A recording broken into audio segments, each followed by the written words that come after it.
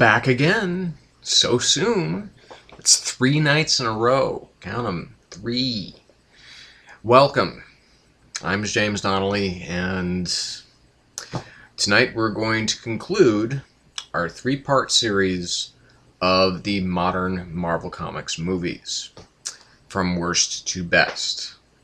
Now, we've had, I think, some entries that people might have found surprising. Some that I know that some people have agreed with. And I know that, sort of for those of you who may be watching, that there was some controversial rankings last night. But we'll go through the previous 19, and I will go through 10 through 1 tonight, so we can wrap this up for you. So this is again going from worst to the beginning of the top 10. So number 29, as you will remember probably if you've watched the previous parts, was X-Men: The Last Stand. What a garish piece of shit that film is. Number 28 was Elektra. Number 27 was Fantastic Four. Number 26 was Ghost Rider. Number 25 was Ghost Rider: Spirit of Vengeance. So slightly better, but not much. Number 24 was Blade Trinity. Number 23 was Ang Lee's Hulk. Number 22 was Spider-Man 3. Number 21 was The Amazing Spider-Man. Number 20 was Iron Man 3. Number 19 was X-Men Origins Wolverine. Number 18 was X-Men First Class. That made sense to some, didn't make sense to others, and I can see it's a kind of a divisive film. Number 17 was Daredevil, the Director's Cut. Number 16 is The Punisher, the Jonathan Hensleigh version with Thomas Jane and John Travolta. Number 15 was Blade. Number 14 was Iron Man 2. Now, Blade is also a little bit contentious because that doesn't have kind of like the Marvel logo in it, because that was kind of the days before they had a Marvel logo. But I believe is the beginnings of the modern Marvel cinema. Number 13 was Blade 2. Number 12 was Punisher Warzone, which I know that some people found surprising. It's a film that that works a lot more than it doesn't. And when it works, it really works. Number 11 was Bryan Singer's X-Men. So this brings us to the tippity top of the 10. Now, 9 and 10 are kind of a tie in my mind. So I'm going to kind of go over this best as I can and hope that it makes sense. They are Thor and the Wolverine. Now, Thor. This is obviously it's not the first of the Marvel Studios films that we've talked about, because we've already talked about 2 of them. We've talked about Iron Man 3 and Iron Man 2. Thor is, to me, it works most of the time because it is carried by 2 incredibly charismatic new actors at that time. They were very new to us, because nobody knew who the hell is Chris Hemsworth, who the hell is Tom Hiddleston, and now they are bona fide movie stars. Tom Hiddleston, I mean, they're both considered extraordinarily, almost terrifyingly sexy. And it didn't hurt that they had, an Oscar-winning cast like, Natalie Portman as Jane Foster, Anthony Hopkins as Odin, and the other quality character actors like Kat Dennings as Darcy, Eric Selvig, or Stellan Skarsgård as Eric Selvig. And then you have kind of the Warriors 3, and Sif.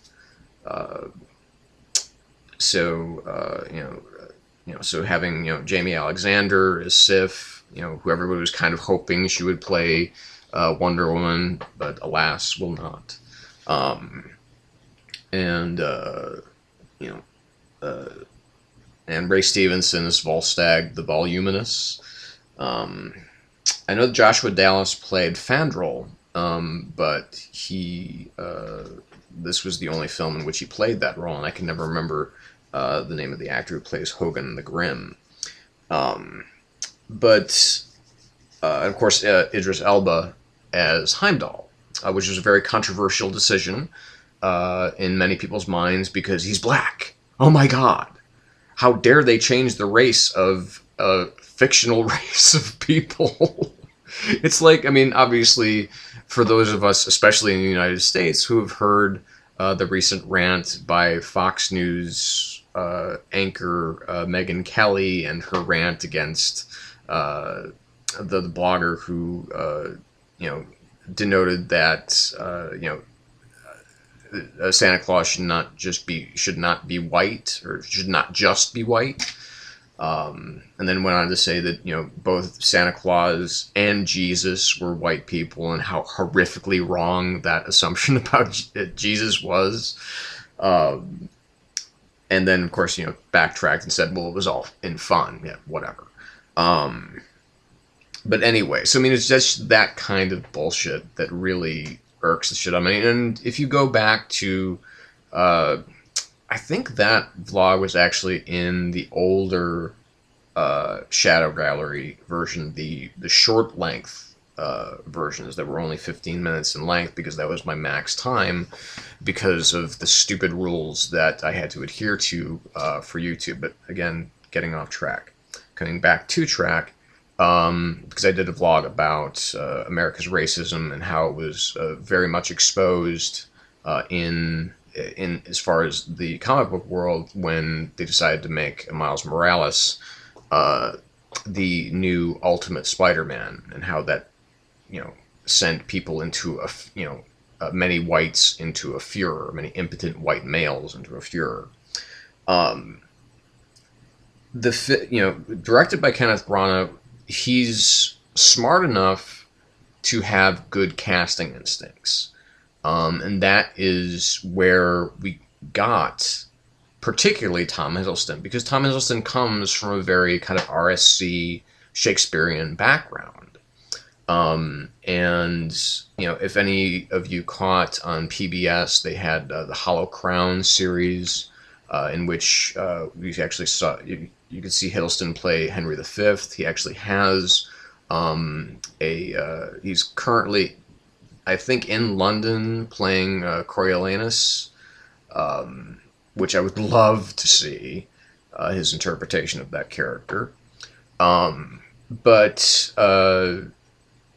he directs it as this, a kind of a pseudo Shakespearean drama, because I think that, and that's why I think that Thor is great, because it stays kind of very true to the origins of what Thor started as, because it has all the these and the thous and the nays and the all this kind of very Shakespearean influenced dialogue when it comes to the various characters that populate Asgard when Stanley first wrote it.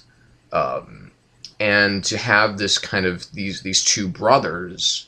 Now, whether or not, I didn't read Thor as a kid, and didn't really start reading it regularly until recently with Jason Aaron's brilliant Thor: God of Thunder series. But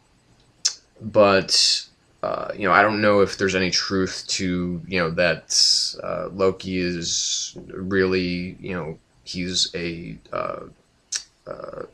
he's from, yeah, the realm. What the hell is the name of the realm? Arrgh. Uh, anyway, the realm of the frost giants. You know what I'm talking about. Um, it will come to me, I swear.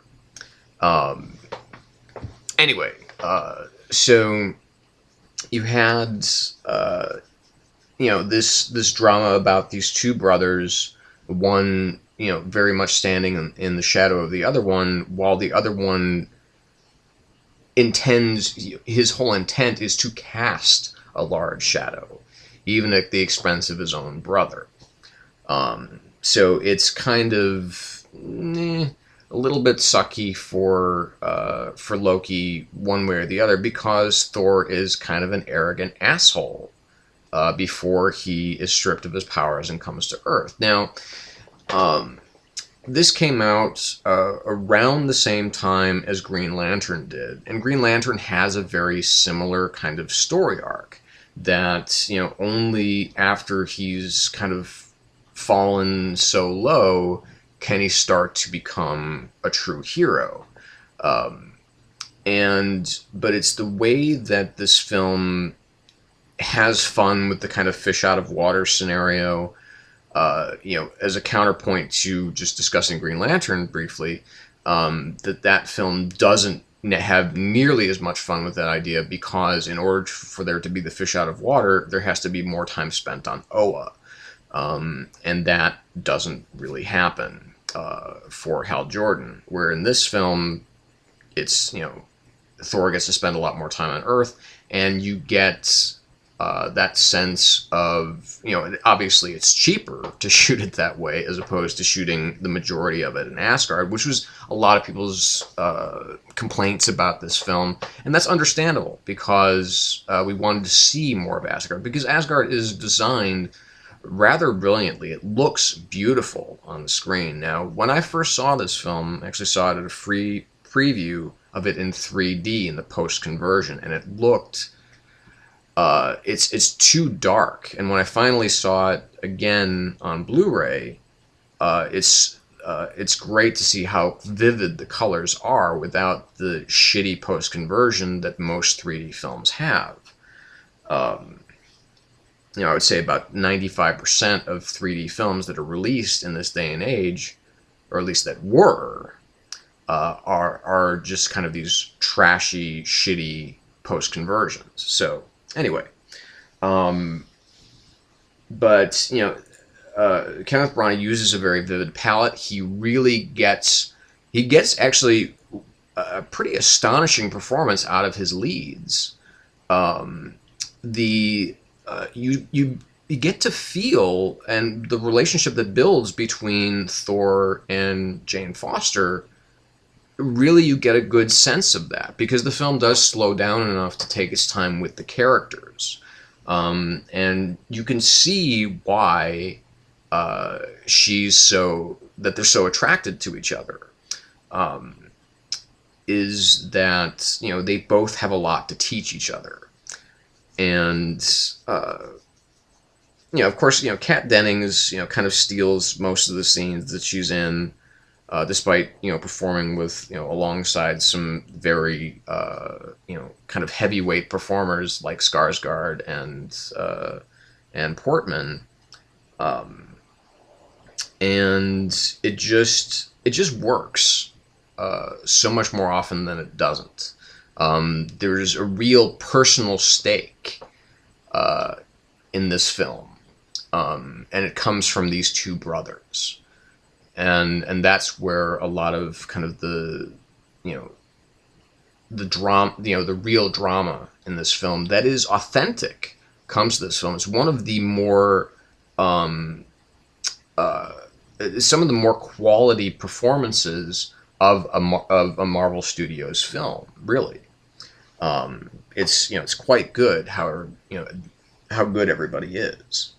So it does all of these films, they kind of have some stumbling points, but in Thor, they are pretty few and far between. So it's just a terrific, terrific film.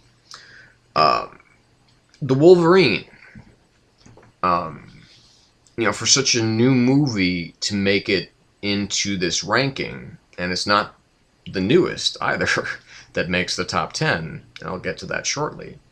But this is, as a lot of people said, this is the Wolverine film that we've been waiting for.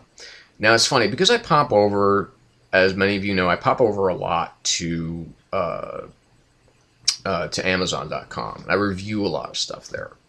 And I was so shocked to see that the Wolverine has a slightly lower rating, but it is lower than X-Men Origins Wolverine. It's like 3.5 stars for Wolverine to the 4 stars for X-Men Origins Wolverine. I'm like, what the fuck are you people thinking?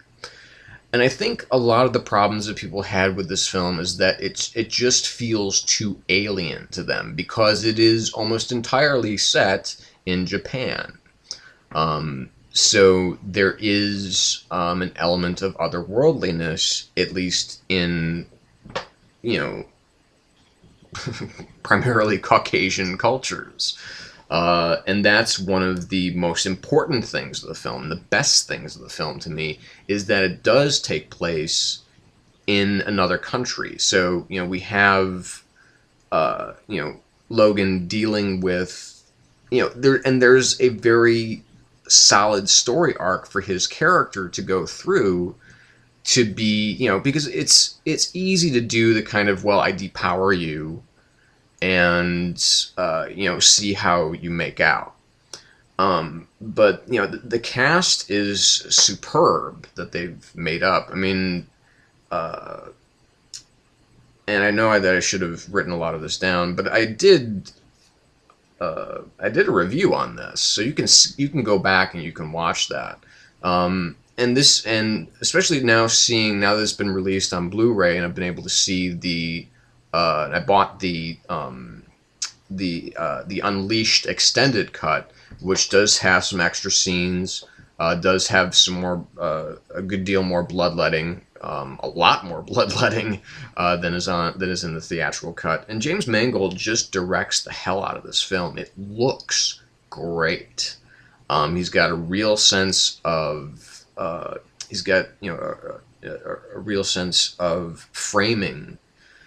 He's got a strong sense of kind of the more, kind of the intimate / epic story that this film is telling. Just the composition of so many shots is pretty wonderful. I mean, the bullet train sequence is pretty fantastic, and the character of Yukio is so she's so awesome. And Hugh Jackman has totally fully settled into this role, and it's a great movie. It's such an entertaining and well made film, and it's kind of a romantic thriller noir that has kind of this superheroic stuff that happens in it, but the superpowers, they kind of take a back seat to the story, which I think is one of the stronger parts, is that they don't just rely on a whole bunch of Wolverine slashing and hacking at people. It does take time to focus on the character and what he's lost and what he has to live for. So it's a really strong film, and it's a film that I admire a lot. I think a terrific cast of a lot of people that unfortunately I'm not very familiar with, and Hugh Jackman just really giving a pretty stellar performance as James Howlett. So number 8, The Incredible Hulk. I wouldn't have thought necessarily that the director of the first Transporter film and the terrifically underrated Unleashed with Jet Li and Morgan Freeman and Bob Hoskins would have a superhero film in him. I wouldn't necessarily have thought that this is the kind of film that would attract performers like Edward Norton, William Hurt, Tim Roth. Not Liv Tyler, because Liv Tyler, she kind of does whatever that comes her way. But God damn it! The guy that plays Sam Stearns, the guy that eventually becomes the leader. I can't remember his name.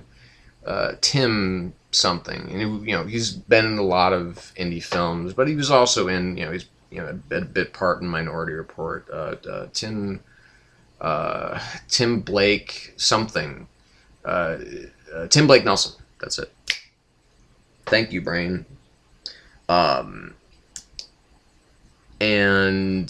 you get to see Ty Burrell for a few minutes. But this film is very much owes a debt to the television show, which is a show that I grew up with, and that may be. I mean, it's only one of the reasons that I admire the work that's done in this film, is that you kind of get this sad, in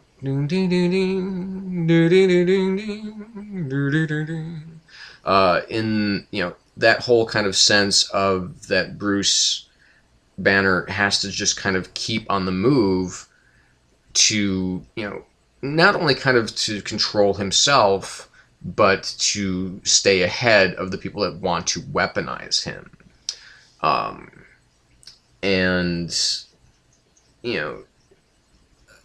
Everybody is really good in this film, especially Tim Roth. He's fantastic.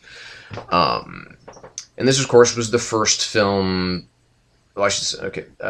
This was the first film in which we had a believable Hulk. Louis Leterrier, the director, who unfortunately kind of went on to do some pretty shitty films like Clash of the Titans and shit like that, and did something else relatively recently, but I can't remember what it was. I guess that's how much of an impression it made on me. But the thing that makes this strong is that, again, like Iron Man 2, this fully embraces the fact that we are now in a comic book world. That the scenes can be more entertaining. As far as the action is concerned, as far as the transformations and things like that, as far as just some of the shot composition of the film looks very comic booky, even though it owes more of a debt to the television show than it does any other real incarnation, with the exception, of course, of a good deal of the comic book. Just to have Ty Burrell playing Leonard Samson is a nice nod to that universe, but it would be nice to see there's something, and of course Tim Blake Nelson, kind of as you see him in his last scene in the film, where he's got the big kind of gash in his head, and Banner's blood dripping into that hole, and you could see the head start to bubble and stuff like that, and it's like, oh, cool. Here comes the leader. But ultimately, when Tim Roth, as Emil Blonsky becomes Abomination, you get this, ultra superpowered smackdown that breaks Harlem. It's just, and that is such an astonishingly well done set piece, as far as just from the moment where Banner drops out of the helicopter, perhaps to his death, and all of a sudden the Hulk rises out of the ground, and you finally get to hear Hulk smash. Now, admittedly, that should have been kind of a louder moment for me. like the the smash should have been like enhanced, like longer, made louder, somehow more intelligible, maybe. But I mean, this epic fight between these two behemoths is so fantastic to watch and so satisfying to watch. Um, and I like how it eventually kind of allows Banner to kind of come to terms with the fact that the Hulk can actually be a force for good, um, as opposed to Ang Lee's Hulk, which is, it's definitely supposed to be a much more dour film. It's supposed to be much more, it's supposed to be much more serious than this film. This film kind of embraces the more fun aspects of a film like this. And that's a really smart thing for this to do, which, I mean, to me, because this came out, not long after Iron Man, same summer, 2008, and it came up right around The Dark Knight.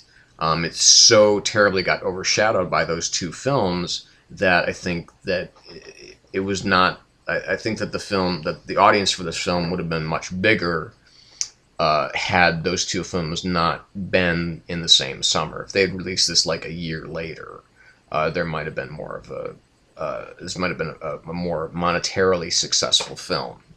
But be as that be that as it may, it's still a terrific, very very strong film. Like I said, the leads are all fantastic. A lot of the supporting characters are really really very very good as well. So just a,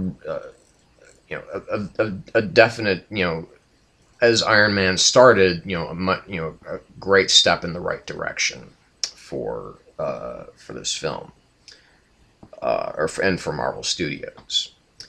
Number 7 is probably going to surprise some people. Thor: The Dark World. And the reason that I put this so high is mostly because of its own kind of that it does it, as we talked about. The first film works a lot in the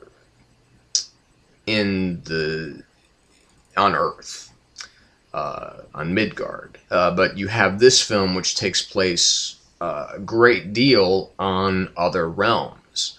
You have the kind of this great opening scene that starts in whichever realm that is, but it's the realm that Hogun's from, and you get the sense that things are they're starting to kind of normalize amongst the 9 realms, as Thor takes the responsibility of basically kind of abdicating the throne that he's kind of proven worthy of now, and using that and using his own skills for the betterment of the realm, but not in a kingly way, but as not only as a warrior either, but as someone who can help to bring peace, as he's obviously trying to do at the beginning with Lady Sif and the Warriors 3, in which we have Zachary Levi, an unrecognizable Zachary Levi, I might mention, take over for Joshua Dallas as Fandral. But you have a much bigger role also for Heimdall, because it was kind of necessary, because after Idris Elba's gotten some much bigger film roles, as in the last couple of years since Thor. Obviously, one of the big ones, at least genre-wise, is Pacific Rim, even those came out in the same year. But there had to be a prediction that, yes, he's going to be a bigger star, and of course, he's playing, in the Mandela biopic that just came out recently, where he plays Nelson Mandela,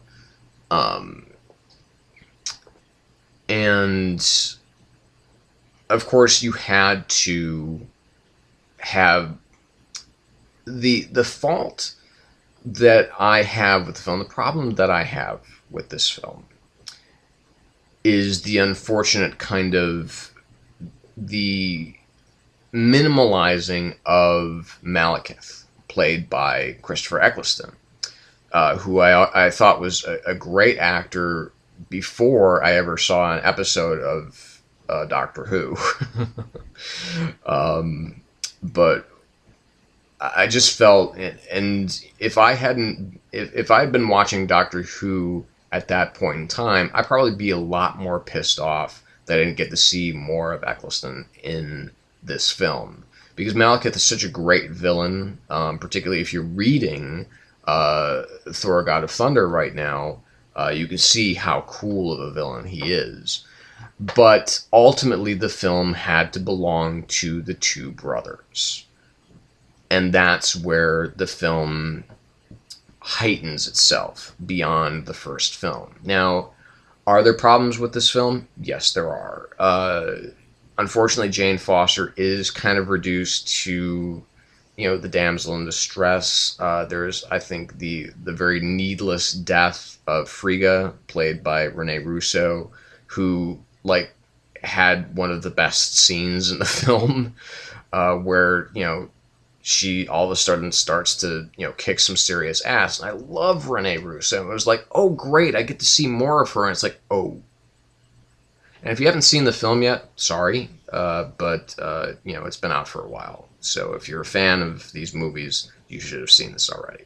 So I don't give any spoiler warnings in any of these discussions, because these are films that have been out for at least a little while. So you could have seen them by now. If you're a fan of these films, you should have. But again, Hemsworth and particularly Hiddleston kind of walk away because the film is really about them. I mean, you have Eric Selvig kind of going insane on Earth a little bit. You have Jane, being a little bit of a firecracker, but not enough to warrant say, well, what exactly is Thor seeing in her that doesn't exist in Sif, who obviously has a thing for Thor, which is much more clear in this film, although it's still not explicit. But there is, but that's more of knowing knowing the characters from the comics. But again, I think that there's, but I can see why Thor is drawn to Jane is because she's an explorer. She's a woman of peace, as opposed to, like him, she's not a warrior per se. Another thing is that, Alan Taylor, who directed this, very, most famous for his work on Game of Thrones, but also has done a lot of other stuff for HBO and a lot of other television programs, like, he's done episodes of Deadwood, he's done episodes of Rome. So, I mean, this is a guy that really has been involved in some really great projects on HBO, at HBO. And he has such a... I mean, obviously this film was able to afford a bigger budget so that more of it could be set in Asgard. So you have the kind of reversal fish out of water, but they don't have really a lot of time to play around with that with Jane Foster, which I think if this film had been longer, because this is actually, I think this is the shortest of all of the Marvel Studios films, which I don't fully understand why they couldn't have included some more. I mean, because ultimately you could just throw a set together that looks Asgardian. It doesn't have to all be, CGI backgrounds and everything like that, and all these things to have, to have Jane play off some of the other characters that exist in this world. But the scenes with on Asgard with the breakout of Loki, and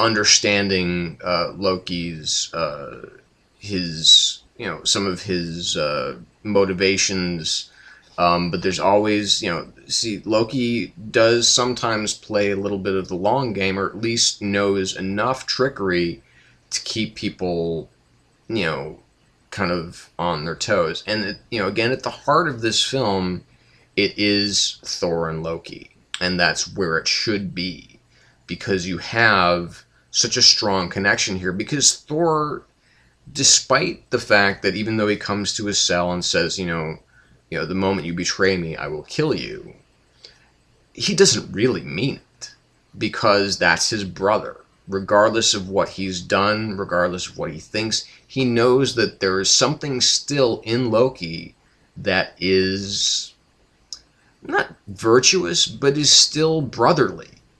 And that they may not have, always, they're certainly not always the best of friends. And, on more than one occasion, Loki has tried to kill Thor. But there's always there's inherent goodness to Thor, especially now in the sequel, that, that still wants to bring the best out of Loki. And for my money, I mean, it's worth the price of admission just to have the walk and talk scene after Thor breaks Loki out. And Loki keeps changing. And then you have that awesome, I mean, drool-worthy cameo with Chris Evans as as Loki takes on the form of Captain America. And it's so brilliant, and it's just like, oh, I'm so glad that somebody thought of that. And I know that Joss Whedon was brought in to do some script doctoring on this film, despite the fact that there's some pretty talented people that were involved in the writing of this film anyway, like Chris Marcus, Steve McFeely, who had also done Captain America: The First Avenger, and Christopher Yost, who I've talked about before. He was the showrunner on both Avengers: Earth's Mightiest Heroes and Wolverine and the X-Men, those two great animated series. And is also, a pretty formidable comic book writer in his own right. His run on, or the run of his book Scarlet Spider ended today, sadly, because I thought that was actually a really, really good book. But if it doesn't have the word Spider-Man in it, I guess that's, and doesn't have the character himself, then people start to kind of lose interest after a while, which is a shame, because I would rather read more issues of Scarlet Spider than I would necessarily of Superior Spider-Man. But that's relative. So, but just Thor: The Dark World. And Alan Taylor, just the way that he, again, it's about depth of field, it's about composition of shots.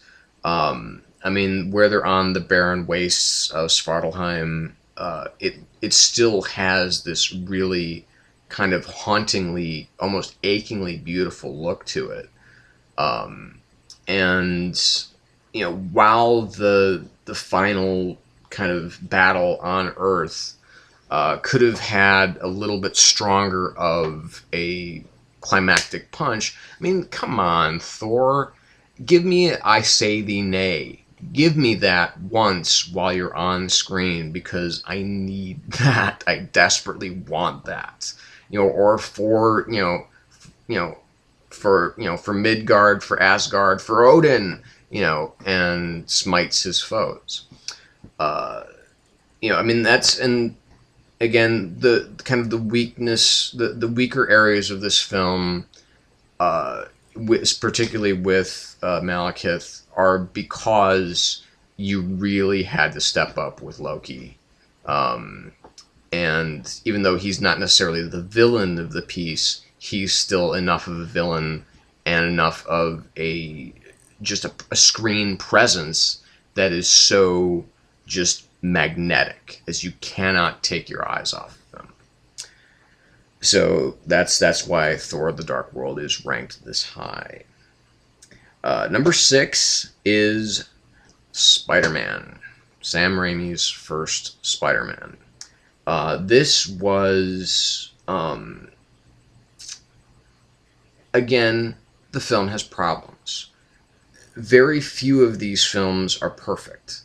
But there is so many things that went right with this film, are so many of the things that went wrong with the reboot of The Amazing Spider-Man, because you have a story that is much closer to his comic book origins. Um, yes, the kind of Power Ranger suit that Green Goblin wears is kind of silly and kind of stupid looking at some points in time.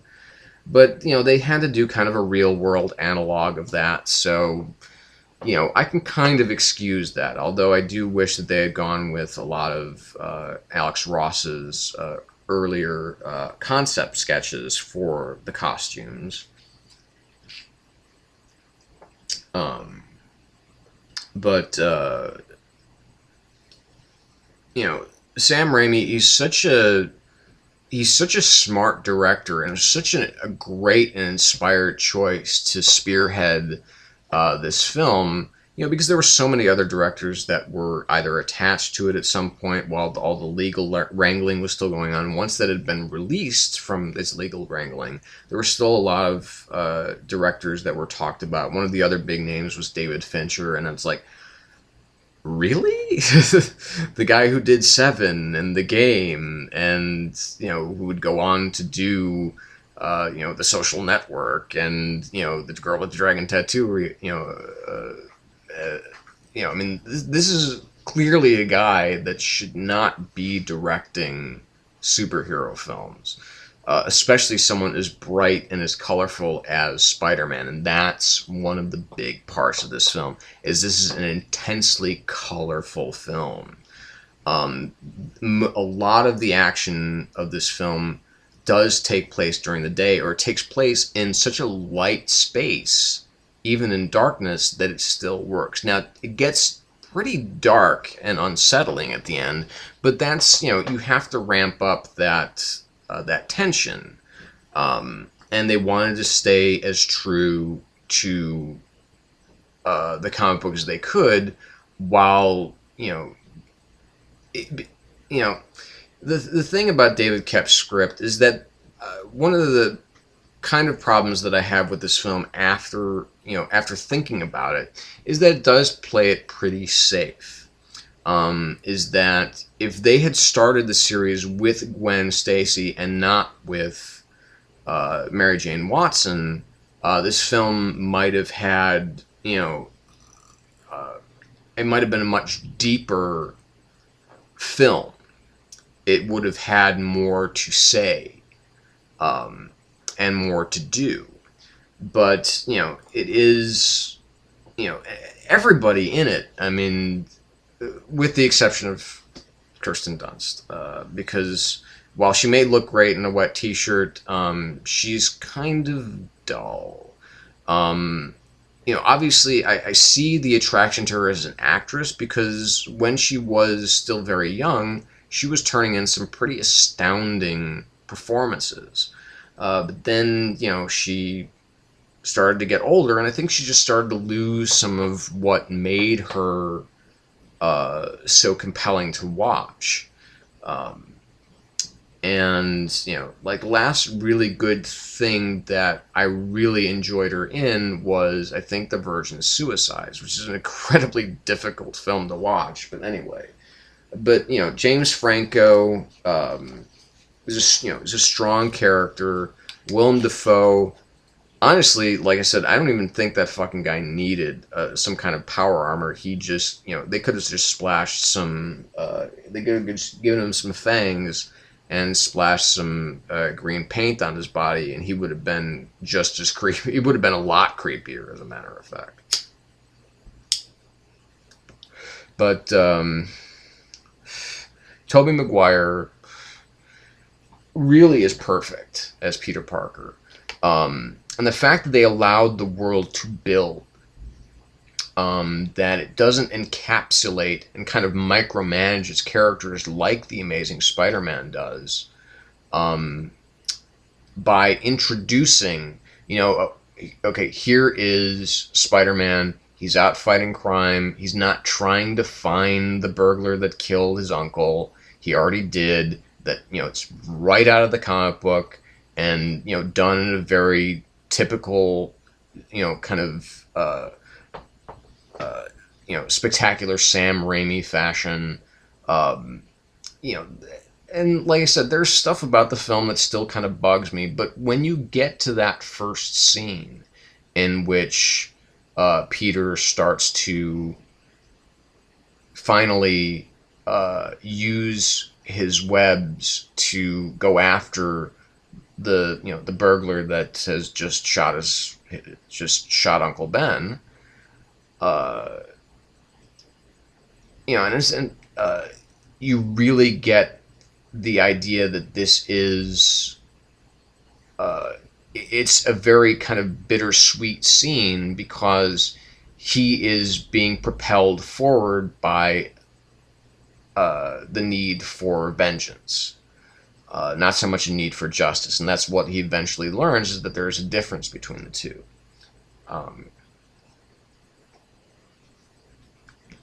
I mean, Rosemary Harris as Aunt May she's just wonderful. You know, this very kind of hyper stylized performance that a lot of the scenes have to them. Some of the kind of matrixy moments, like with, in the fire, in the burning building with, the the pumpkin, razors and everything like that.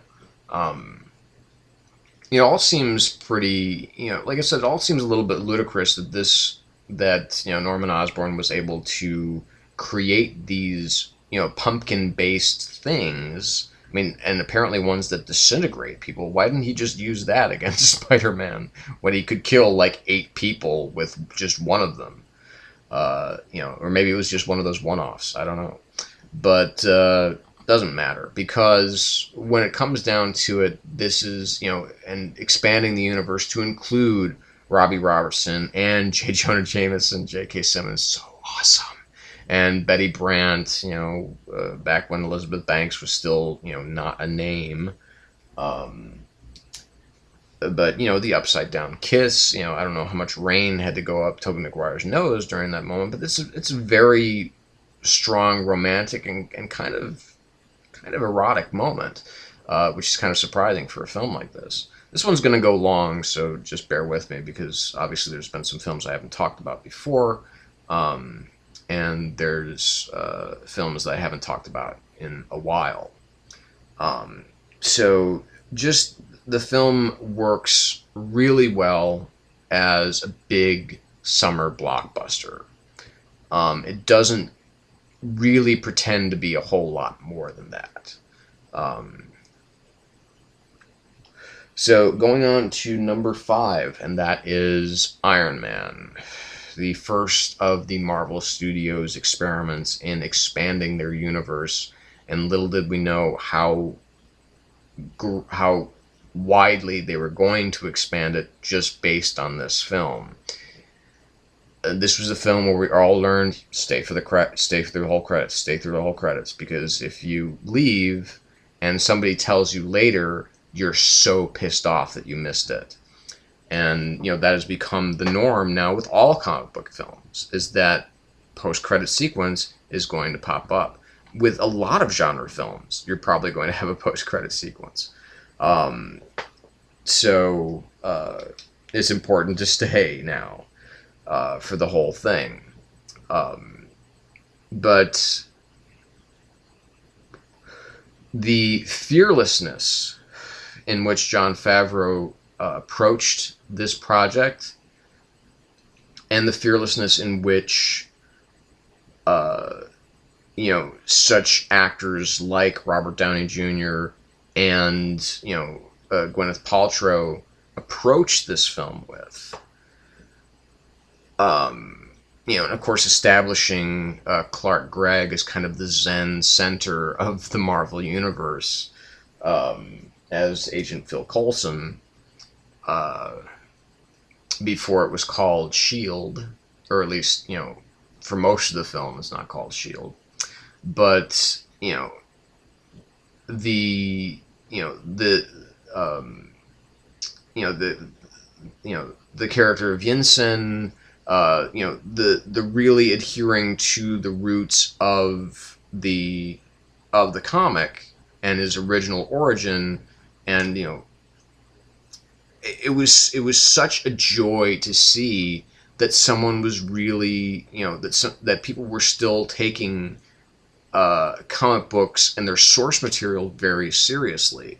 Now, admittedly, Obadiah Stane, even the fact that he's played by Jeff Bridges, is kind of a weak villain. You wanted to see something more exciting in this film from a robot, armored suit versus armored suit guy. Um, but I love how it establishes the Marvel universe with one foot in very much planted in comic bookdom and one foot planted in a reality, um, which gives the characters humanity that you can relate to.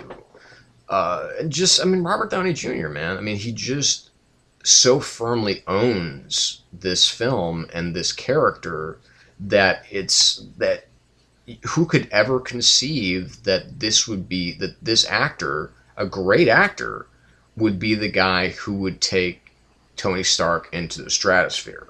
I mean, because that's really this film could not have worked with anybody else. I don't care who it is. It could not have worked without Robert Downey Jr. And I love the relationship that he and Pepper have. Um, I just really admire the hell out of this film for what it started, which was really kind of a revolution.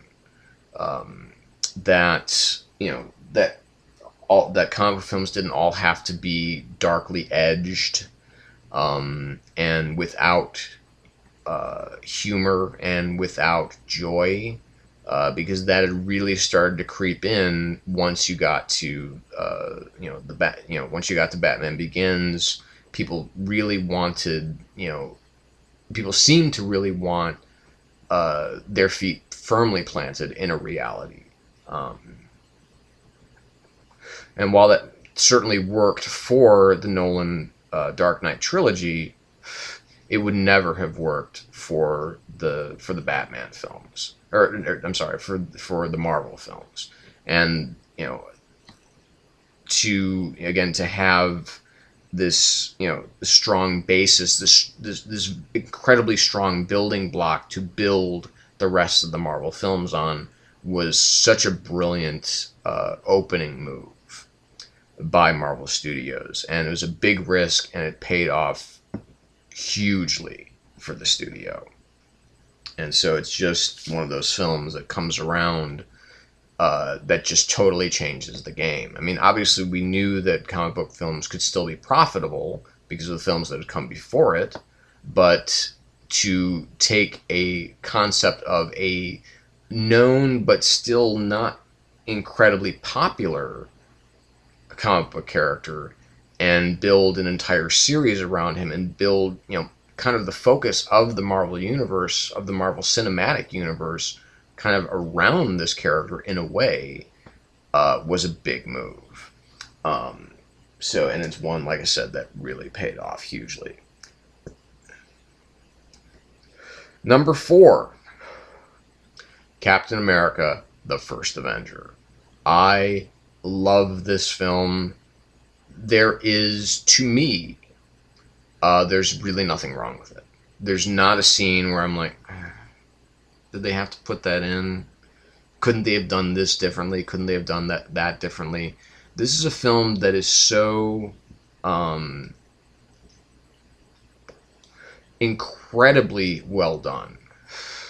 The writing by, again, Chris Marcus and Steve McFeely is terrific. Again, Joss, I believe, was kind of called in to do some punch-up work on this film. director Joe Johnston, who did The Rocketeer, which is a wonderful, amazing, awesome film, was the perfect guy to direct this film because it needed to have that sense of nostalgia. It needed to have an adherence to the era in which it took place in. It's not. There's nothing postmodern or ironic about this film. It's played very much from the heart, which is exactly where Captain America needs to come from. Yeah, of course. I mean, there's humor. There's great humor in the film, particularly from Stanley Tucci and from Tom Lee Jones, but also very much from Chris Evans, who plays this film without who plays Steve Rogers without an ounce of irony, and that's what makes this film so magical and so pretty much perfect. Is that it's directed extremely well, it's written very well, and it's performed incredibly well. Haley Atwell as Peggy Carter, I mean, everybody kills it, and she's never, the damsel in distress. She's the one that actually pulls, Cap's fat out of the fire at least once in the film,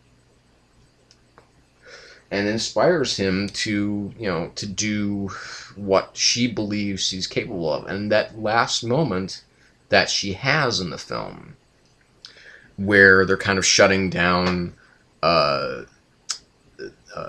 their division, which I can never remember exactly what it's called.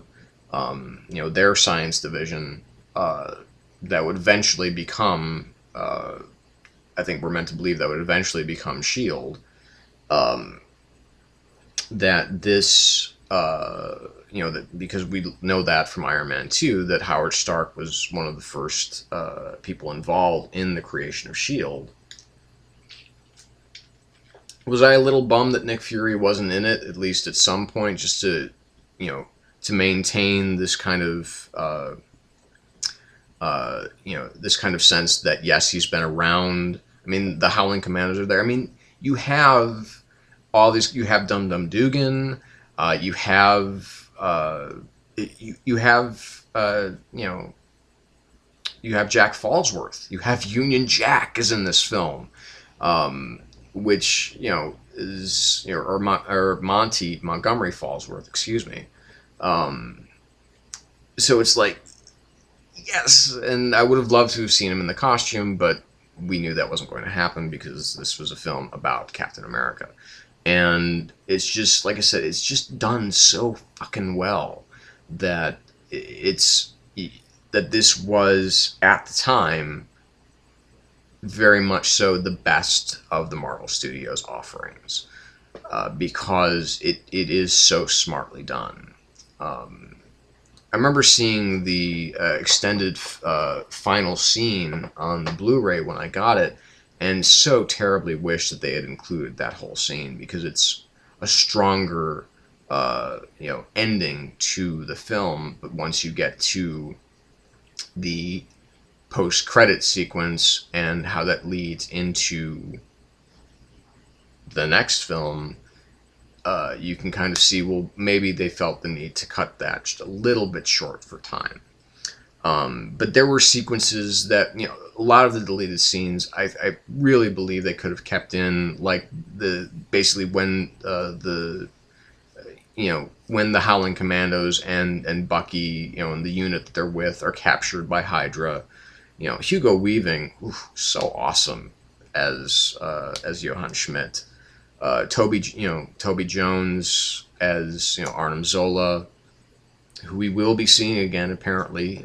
Maybe not in the Winter Soldier, but he's supposedly part of the Captain America trilogy.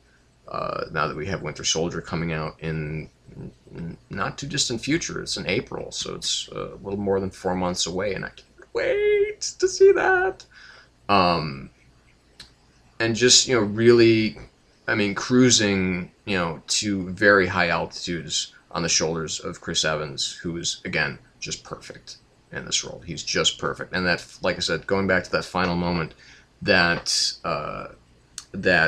Peggy has, where everything's shutting down and she's looking at the file of Steve Rogers, and she opens kind of just one half of the file, and you see the picture, and you think you're going to see a picture of Steve as the bulked up Steve, but when in fact it's the scrawny Steve that she first fell in love with.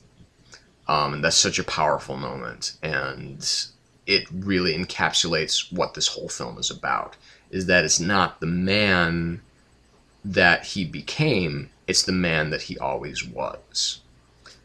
So just a really just terrific film. Brilliantly done. Number 3, X2, X-Men United. What a film. I mean, really, there's not a moment in this film that I wish had been done differently, with one exception, and that, again, is another deleted scene that involves Cyclops. And it's not a deleted scene, it's just an extended scene that is on the Blu-ray, in which we show that there's more of a where we see Cyclops, kicking some ass in that scene where they're at the plastic prison. I wanted to see more of him, because he really got kind of shafted in this film again, because the focus had to stay very clearly on Logan, because he's our through line. This is how we explore the world of the X-Men. But Alan Cumming coming in and playing Kurt Wagner, he's a magical performer, and he does wonders with this role. Never thought they'd really be able to pull it off that well, but the whole opening sequence in the White House is so amazingly well done, and it sets a real tone for this film, that it is going to have more of an edge to it than the previous film, but also that it's going to be about something.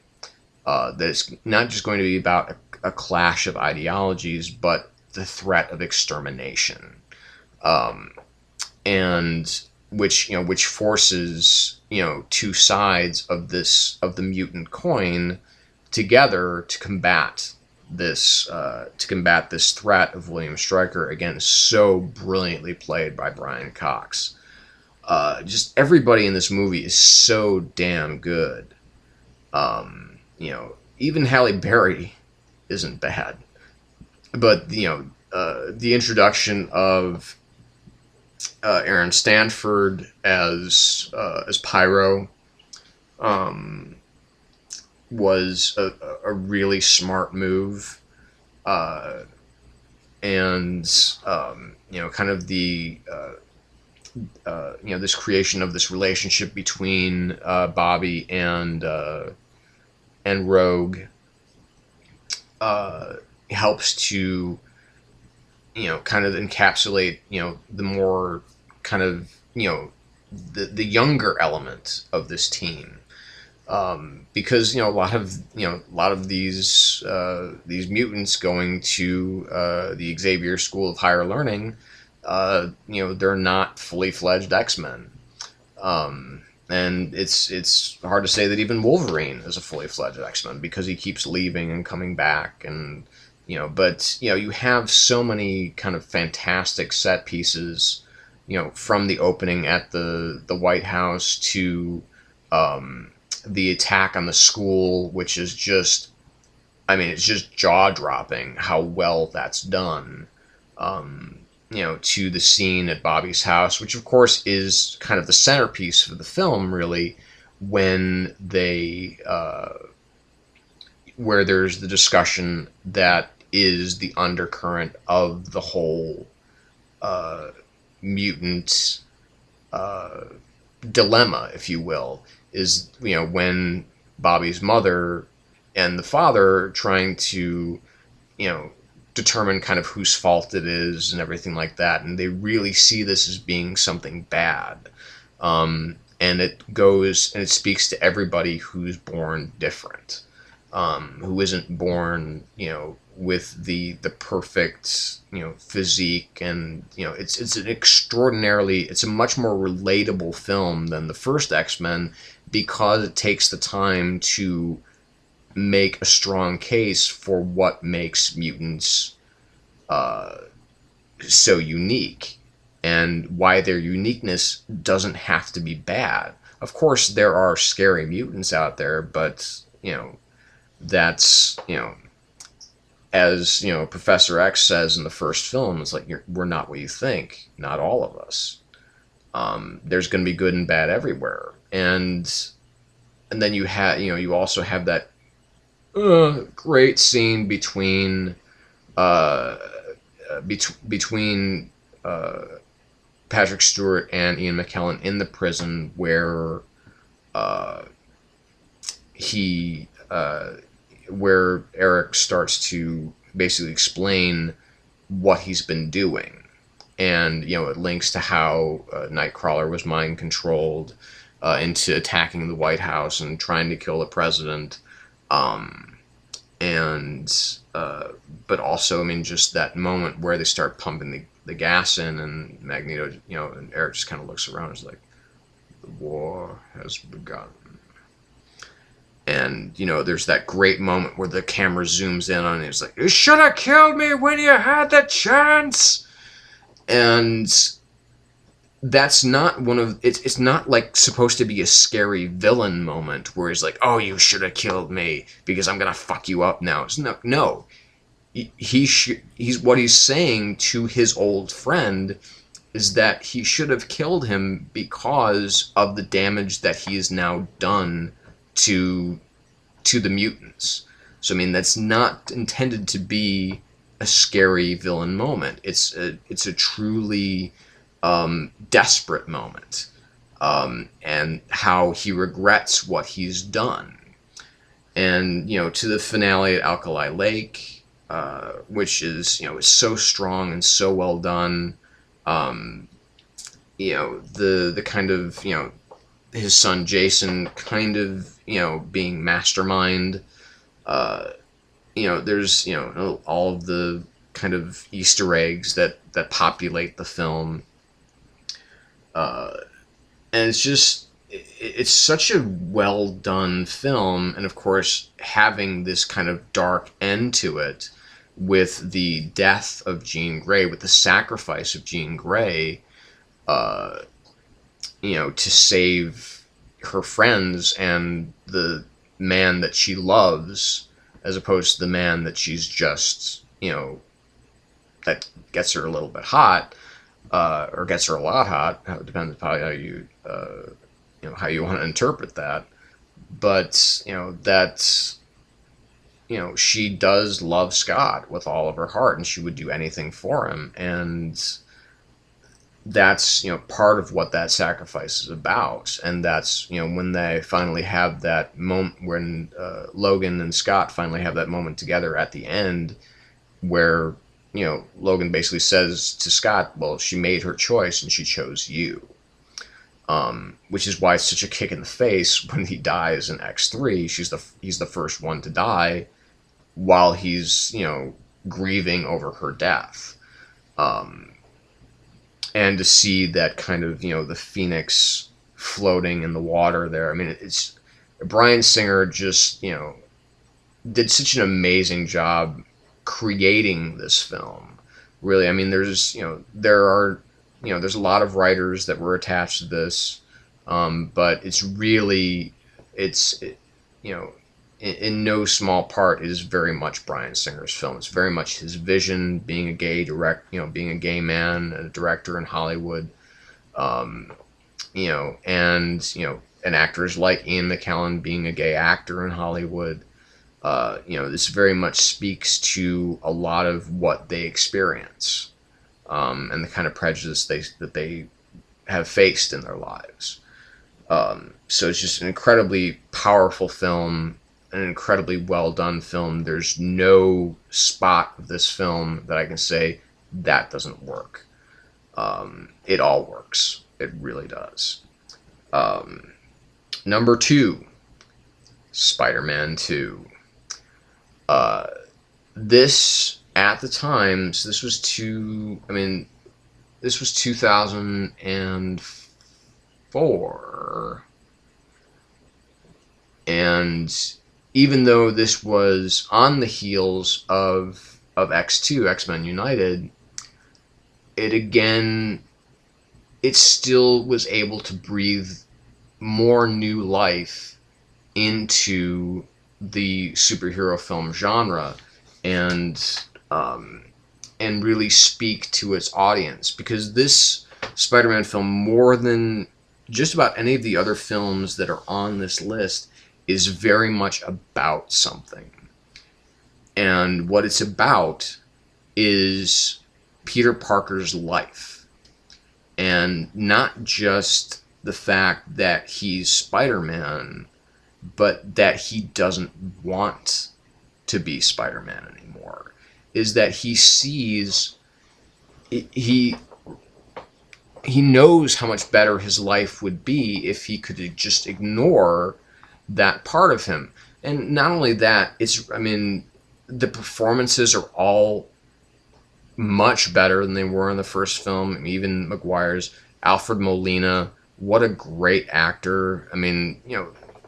Willem Dafoe, while being a really terrific actor, has kind of been playing himself a lot lately, except maybe in like the Lars von Trier films, where he was getting his dick nailed to a board, like in Antichrist, which is, oh god, what an awful film that is.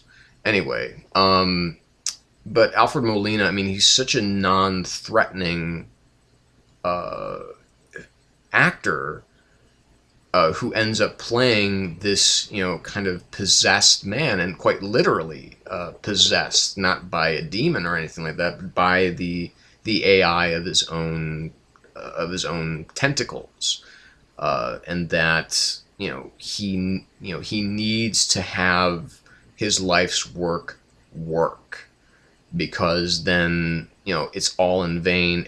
All of the havoc that this has brought on him, and it very much parallels Peter's own story, is that he is someone who believes that he still has a responsibility to make this machine of his work, because then his wife's death is meaningless, and that's one of the things that makes this film so strong, is how clearly these two characters parallel each other. And so it's not the same as Norman Osborn and Peter Parker's relationship. No, this is a much more, it's still a somewhat genial relationship, but Doc Ock looks upon Peter, looks upon Spider-Man as an obstacle to be removed. And of course you have Peter having these fits of where he's losing his powers, and he's losing his abilities, and he's just doesn't know what the hell is happening to him. And part of it is his own psychological desire to have a better life, a life where he can succeed in school, a life where he can be with the woman that he loves. And when he does throw away the costume, his life actually does improve. And it's only until with, of course, the exception of kind of getting,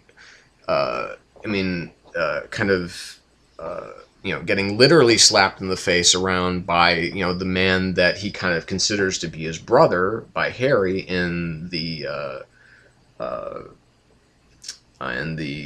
big kind of planetarium ballroom sequence, and then kind of getting his heart slapped around when Mary Jane, decides she's going to go off and marry John Jameson. and it's just I mean, so it's never great, but it's still better, at least for a while. And then, of course, when, you know, the forces of evil are so, you know, threatening to not only to his own life, but to the world, is when he has to step up again. And, you know, the wonderful scenes that he has with Aunt May, where he first tells her that, you know, he's essentially kind of responsible for Uncle Ben's death. That she, you know, and then how she kind of forgives him, and then, you know, sees that Spider-Man isn't this, you know, horrible menace that everybody keeps saying that he is. He's, you know, she starts to accept the idea of Spider-Man being out there, and actually likes the idea of him being out there, because he is you know, he is a very he's a very very solid emblem and beacon for good and hope and everything that is good. And that sometimes part of that responsibility that Peter has is to kind of trade in the life that he wants for the life that he has to live. And that's, again, one of the things that makes this film so great, is that it's really has a lot to say about the nature of being a hero. And that there is literally no reward to it as far as what you might hope or think that he gets, until he does finally get the reward of, you know, turning, you know, making, you know, Mary Jane realize that this is the man that she really does love. And, you know, a lot of, one of the things that was on the commentary track, and something that's been talked about a lot, is kind of the final moment between, of the film, in which it has that slow zoom into Mary Jane's face, and it is very reflective of the final shot in Mike Nichols' The Graduate, where Ben and Elaine have just, you know, escaped the church, if you will, and they're both, you know, kind of flush with victory, but at the same time, they're both kind of maybe thinking themselves, have I just made a huge mistake? And, you know, it's one of the things that's so magical about that moment, is that there's a lot to guess as to what's going to happen next. And it's just, you know, it's a marvelous, wonderful film, where you have such a great villain that is personified so wonderfully. There's so many individual brilliant scenes. Of course, the ultra Raimi-esque scene of the operating room. I mean, it's just, you know, it's one of those, you know, moments where it just has his signature so clearly on it, that says, you know what, I'm not just doing a standard summer blockbuster, I'm doing a Sam Raimi film disguised as a summer blockbuster. And that's one of the things I think is just another one of the things I think is so great about it, and why I think it deserves to be at almost the top. And then we get to number one, and what are you thinking out there? Number one is The Avengers. Just is. I'm not going to go into that, because it's fucking amazing. I've seen that film arguably as many times as I've seen just about any other of the films on this list that I love. I would watch it, you know, I went to see it, you know, the second time within a week. And I don't do that with a lot of films. I mean, this was a film that was so perfect. It's the greatest superhero movie ever. I mean, it is really, as the article from ScreenCrush.com calls it is kind of like the Holy Grail. It is something that we never would have thought could have been found. And if it had been done by, one of the kind of tried and true directors of of Phase One of the cinematic universe, like Jon Favreau, or even like, Joe Johnston or Louis Leterrier, or whoever. I mean, they could not have done the same thing that Joss Whedon was able to do. And obviously the biggest reason of that is, the reason for that is that not only is Joss Whedon a genius, I know some of you will disagree, and you can all go kind of fuck yourselves. No, I'm kidding. You have the right to disagree with me on this if you really want to. Obviously, his most recent efforts in Agents of S.H.I.E.L.D. Really does kind of call into question the kind of godhood that some of us have propped him up on. But really, if you look overall at his body of work, I mean, it's pretty hard to deny that the guy is pretty fucking great.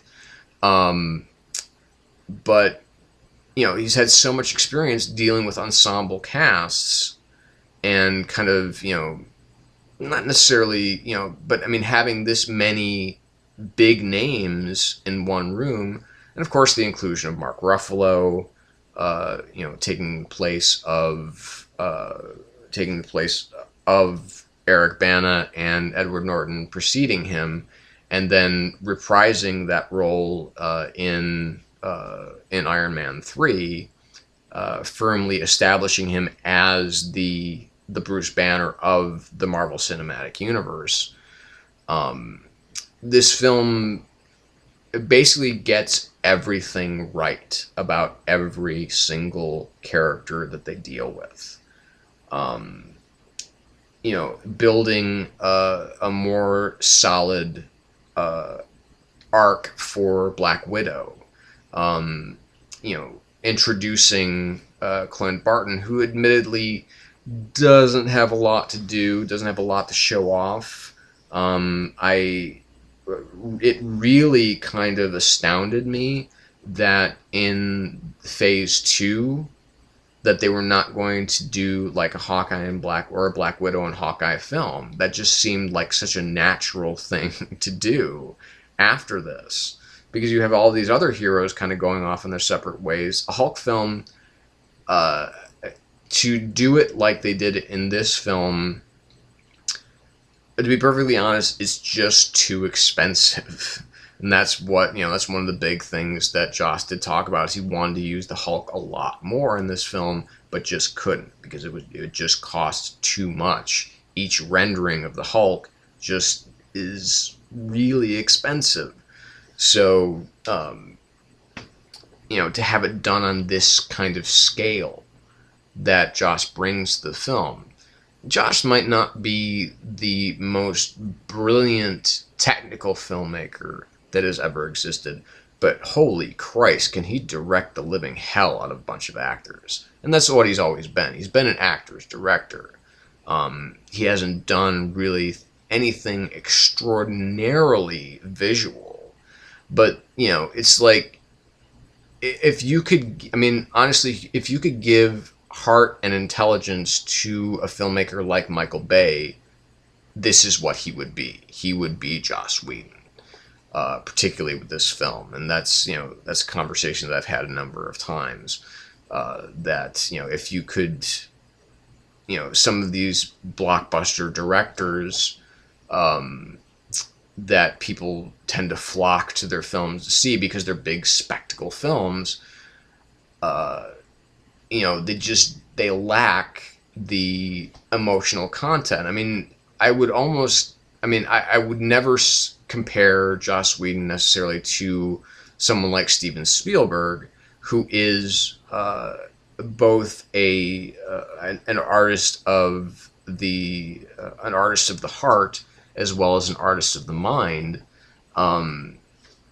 But that's about as close, and obviously there's J.J. Abrams as well, who probably also could have directed this film.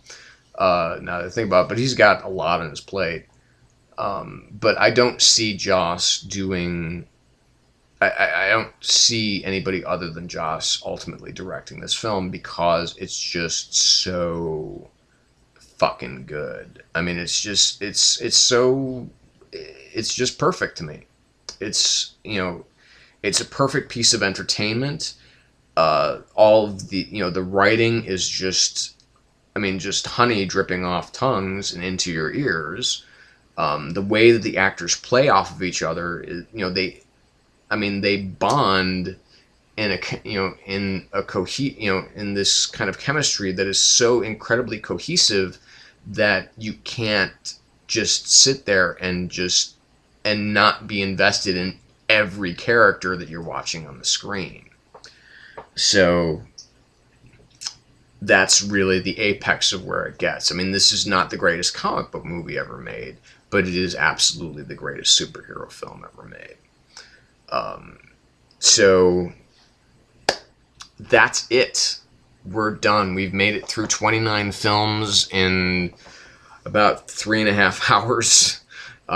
So I'm going to leave you with these thoughts right now. I'm sure a lot of these you were expecting, maybe not the order, but certainly the content.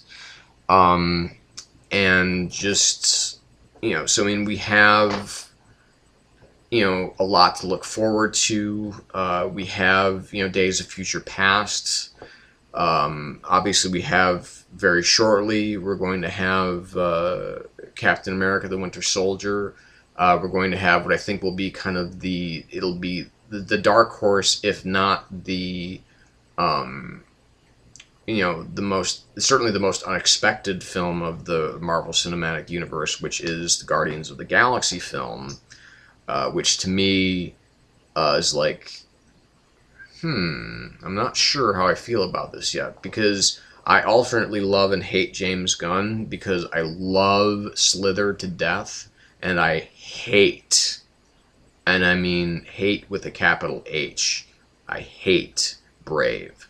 Or not Brave, Super. It's just an awful, awful film. And I feel bad saying that because I like almost everybody that's involved in it, with the exception of Rainn Wilson, and that's really where the biggest problem to the film is. But also, it's just a really unpleasant film to watch. So I mean, kind of taking that same kind of kick-ass theme and then giving it to the kind of like this kind of Travis Bickle-esque character is interesting in concept, but doesn't work on screen at all. I mean, I just remember seeing it and just my heart just like sank. It's like, oh my God, this is so terrible a film. And so incredibly distasteful. I mean, not that, James Gunn I'm looking at as being the purveyor of great taste in cinema, but I mean, he's a very inventive filmmaker. I will give him that. So, but anyway.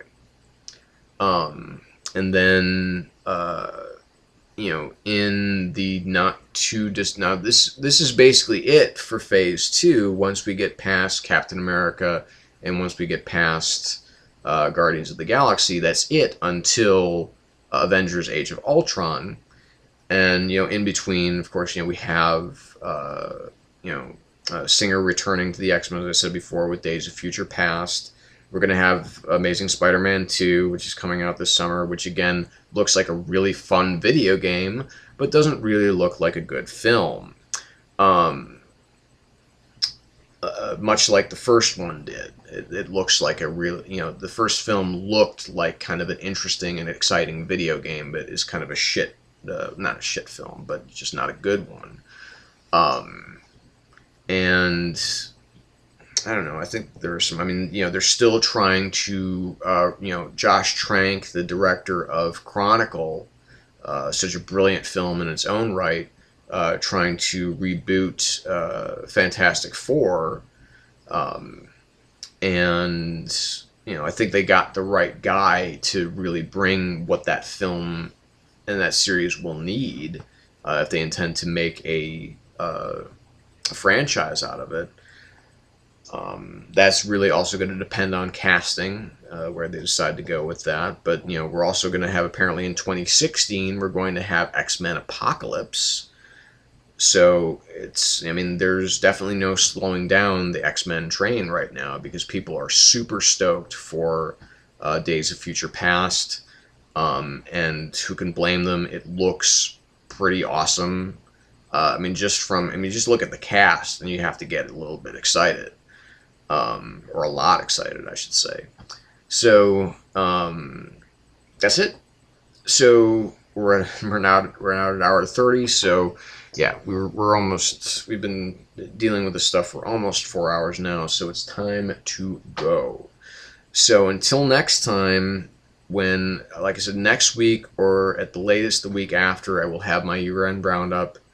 If this is your first time here, welcome. Please subscribe. Like it, dislike it. Give me your comments below. Tell me what you think. Tell me what you feel. Tell me where I'm wrong. Tell me where I'm right. Agree with me, disagree with me, but just let me know, because that's why I'm here, is I want your feedback. It's what helps keep this community alive. So I think that we all should be more attentive to that. So, come on to my page, invite me to yours. I'll come and watch some of your videos, see where we agree, disagree, that kind of thing. But just, don't ever be boring. That's the only thing I ever ask of anybody that I'll watch. Don't be dull.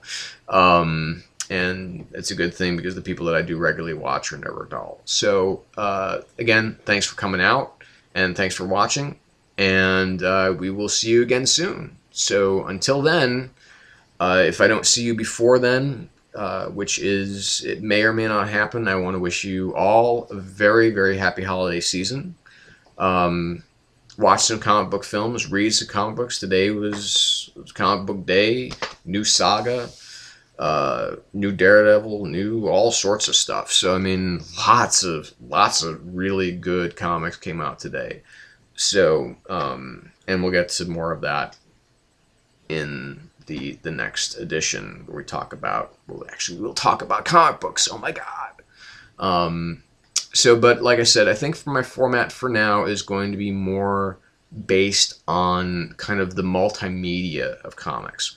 Or like I said, that will be discussions based around topics that I think are really interesting, that are happening in the comic book world. I don't want to give you news. I don't want to give you a heads up as, this is coming and I'm really excited about it, that type of thing. I want to give you, I want to provoke discussion. I don't want to prod you and poke you. I just want to be, I don't want to be purposely provocative. I just want to talk about things that may or may not be controversial, things that mean a lot to me. That's what we're talking about here. So until next time, again, thank you so much for watching. You're so awesome for watching for this long. So thanks again, and we will see you again soon. Until then, happy holidays. Take care.